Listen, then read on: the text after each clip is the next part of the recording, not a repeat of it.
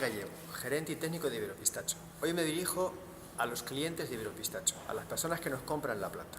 Se da por hecho que las plantas han de ser de categoría, que deben de tener un sistema radicular potente, un punto de injerto bien hecho, bien soldado y una parte aérea bien lignificada. Eso lo damos por hecho y aquí está la prueba de estas plantas que tenemos aquí, plantas que son pedidos pequeños y que los clientes vienen aquí a por ellos, los pedidos grandes los llevamos directamente a la finca. Pero hoy quiero hacer mención a las recomendaciones de plantación, estas recomendaciones que enviamos a todas las personas que nos compran planta.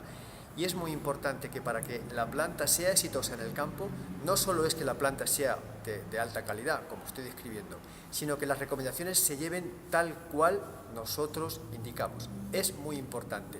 Te recomiendo, te invito, te incito a que pases a esas recomendaciones que te pasamos por correo electrónico. Si no te han llegado, solicítalas a las oficinas de Iberopistacho para que puedas estudiarlas y una vez que las hayas estudiado, las lleves a cabo. Si tienes cualquier duda, cualquier comentario con respecto a lo que ponemos en las recomendaciones, aquí estoy para poder atenderte. Mi número de teléfono es el 622 743 118. Gracias. Pásalo, Pistacho.